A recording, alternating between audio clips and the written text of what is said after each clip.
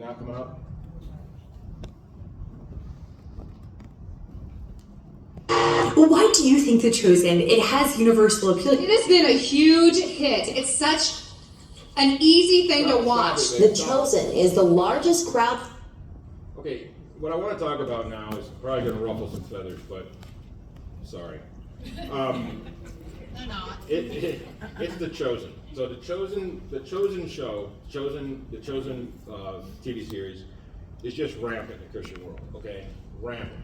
And when I saw this, and I saw the way it was getting just embraced by the world, and this is kind of a key with the occult. If you see the world embracing something called Christian, you should instantly have flags up in your head, because the world does not embrace true Christianity.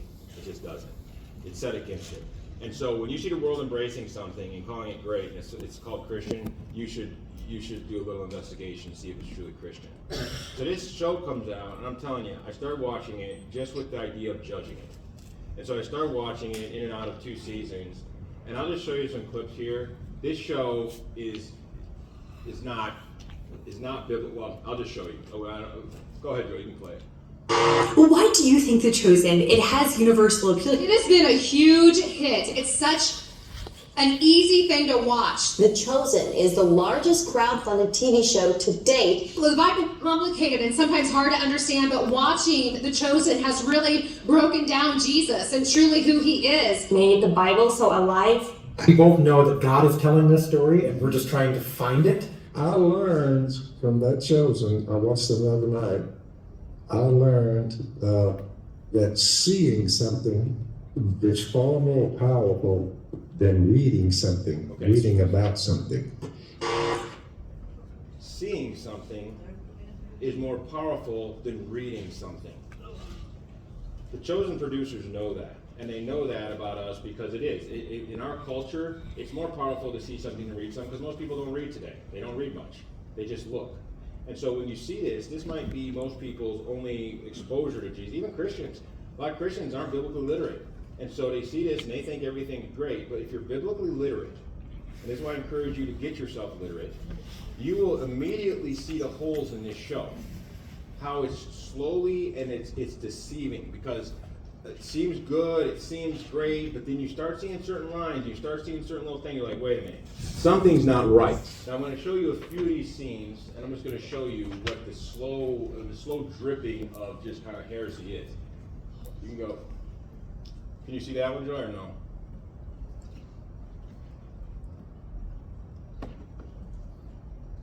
These are clips from the show you're going to see here.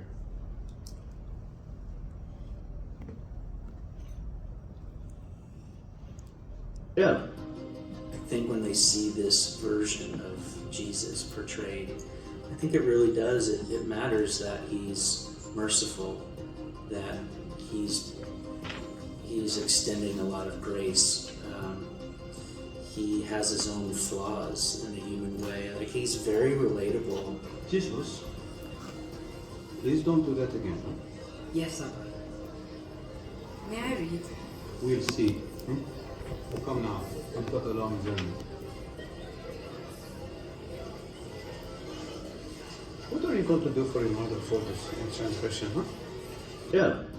Okay, I think when they see this version of that's Jesus the portrayed, I think it really does. It So I can matters drop it? that he's merciful, that he's extending a lot of grace. He has his own flaws in a human way. Like, he's very relatable. Jesus, please don't do that again. Huh? Yes, Abba. When Jesus was in the temple and he stayed back and his parents left Jerusalem, and he stayed in the temple kind of teaching the scribes and the Pharisees, and they were all so amazed with his wisdom at 12 years old.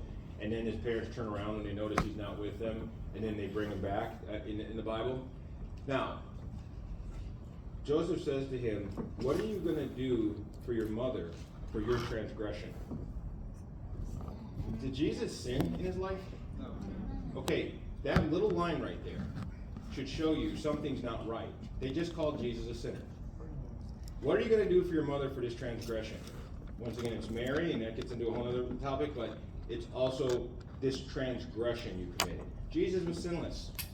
And so right away you're seeing the chosen producer's view of Jesus. Was he God or was he not God? And there's a big question, is the chosen Jesus God? Or is he just a human being who's enlightened? Go to the next one.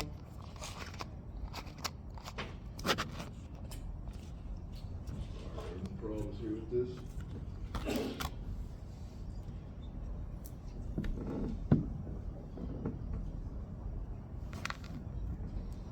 This narrow and hard that leads to life. Depart from me, I never knew you. Can you pause it, Joy? Do you realize how heavily lit? Just let me backdrop this for you. This is Matthew and then Jesus. This is before the Sermon on the Mount. Now let me tell you what they were doing here. In the movie, the apostles are out, or the disciples are out, passing out invitations to the Sermon on the Mount. Okay, we know that didn't happen. And then at the beginning of this scene, for copyright reasons, I had to cut it to a minute, so I just took a minute section out of this. But if you went back to the beginning, Jesus is bringing his written out Sermon on the Mount, and Matthew's holding part of it. And he says, Matthew, what are we up to, 7 sections? Matthew's like, yeah, we're up to 7 sections, we need some more. Now they're sitting down, and Jesus is asking Matthew his opinion on the Sermon on the Mount that's written out, okay? That's written out, and this is the discussion they're having now with, this is the discussion he's having with Matthew. Go ahead, Joe. Hidden your sermon is with these kinds of ominous pronouncements. I didn't even name half of them. It's a manifesto, Matthew. I'm not here to be sentimental and soothing. I'm here to start a revolution. Well, love your enemies and pray for those who persecute you. That isn't exactly... I said revolution, not revolt. I'm talking about a radical shift. Did you think I was just going to come here and say, hey everyone, just keep doing what you've been doing for the last 1,000 years. It's been going so great. Also, there's the beginning and the end. What about the beginning? The concern about the beginning is more logistical. Right now your opening line is, you are the salt of the earth. I'm worried, particularly if it is windy, or if the crowd is larger than we expect, that people near the back will hear, salt the earth, and it will immediately call to mind a negative connotation. The Punic Wars? Yes. When Rome destroyed Carthage, they sowed the city with salt to make it barren, and to curse anyone who would rebuild upon it. I share your concern about the opening line, but for different reasons. I think the sermon needs some sort of introduction, an invitation into what, as you have rightly pointed out, will be a complex and at times challenging set of teachings. What does you are the salt of the earth even mean? I'm not good at metaphor. Okay. That should make you mad. First of all, Jesus is not asking Matthew for help with the Sermon on the Mount, okay? Secondly, it's not something Jesus wrote out like homework the night before. It says in the Bible, I only say what my Father tells me to say, okay? So Jesus is just downloading, for lack of a better term, what God the Father is telling him to say. He didn't write this down. He doesn't have a little notebook where he's going to read it from.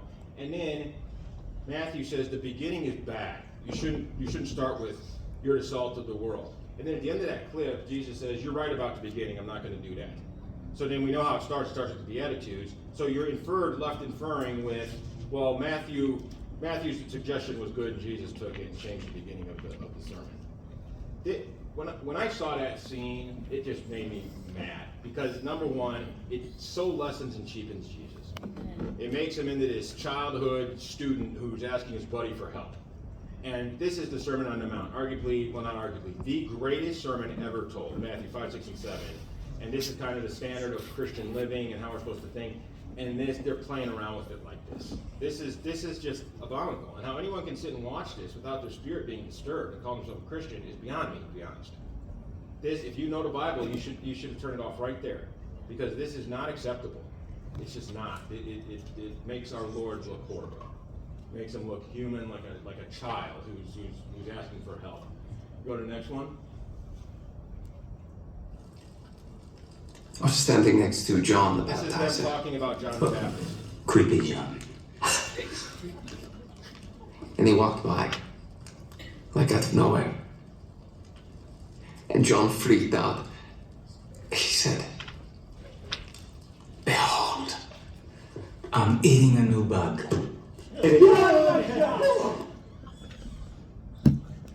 Okay.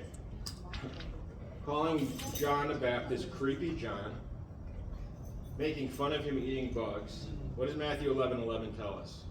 Jesus says, of man born of woman, there is no one greater than John the Baptist. Okay? Why would a producer decide to make fun of the man that God called the greatest man who ever lived and the prophesied heralder, introducer of Jesus to the world?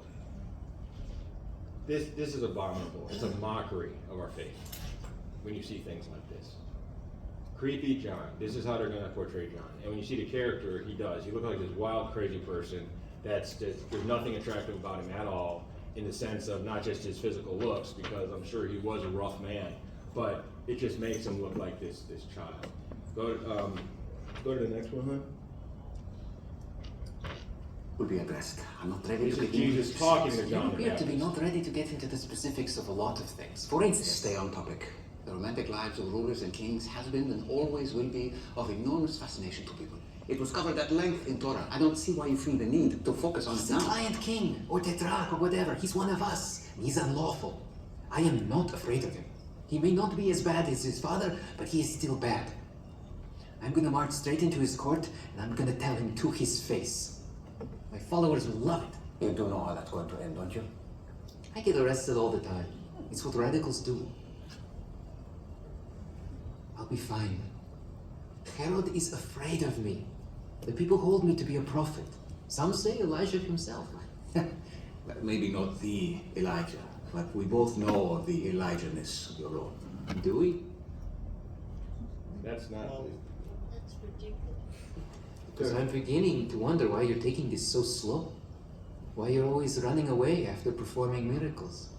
So listen Why to do you that. always go off to these desolate places? John the Baptist telling Jesus, I'm wondering why you're taking this so slow. You're always running away. Jesus being reprimanded. Little James. May I have a moment? Of course. I am.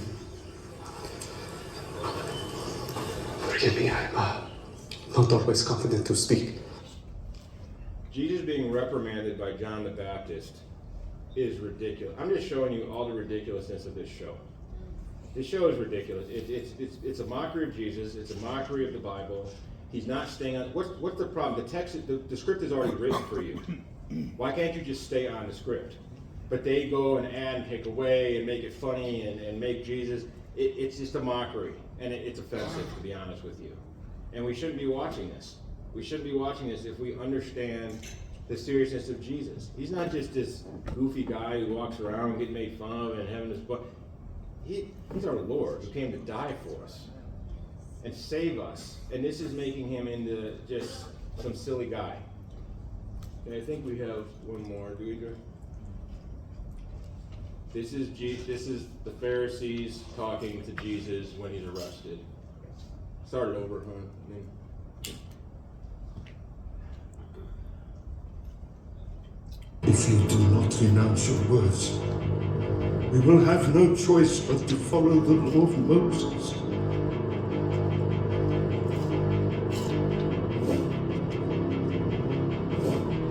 I am the law of Moses.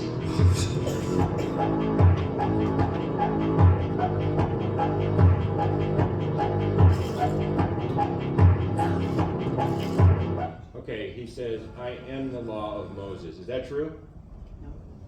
If he was the law of Moses, we'd be following the law. But we know he came to fulfill the law. He's not the law of Moses. You know where that comes from? It's not in our Bible. Go to the next slide. But it is in the Book of Mormon. Okay, look at the Book of Mormon, 3 Nephi 15:9. As he taught the Nephites, the law given unto Moses hath an end in me. Behold, I am the law. And his whole production company for The Chosen is Mormon. Okay? Well, wait, you said that whole production company? Yes. This whole thing is shot in a stage in Salt Lake City on a Mormon campus. And so, yes, Angel Studios was started by two Mormon brothers. And so, when you look at this stuff, and I know some of this stuff is like small and it's like words that are off or words that aren't biblical. But guys, this is why it's so important to know the Bible. Because if you don't know the Bible, you will be deceived. Okay? This, what I just showed you, I am the law. Hardly 99% of Christians wouldn't flinch when they heard that. They wouldn't care. They wouldn't notice it's off. But if you know the Bible, your spirit is instantly disturbed when you hear that. And then you do a little digging, and you see this is a Mormon quote. Okay? So are we watching a Mormon Jesus in The Chosen? And then you look at this producer, Dallas Jenkins, and you look at this guy who plays Jesus, and I'm going to show you both of them here. And I'm going to show you what the real agenda is behind getting these two people famous. Okay, go ahead and play this clip. And I can honestly say it's been one of the top 3 most Can you pause for fascinating and Sorry.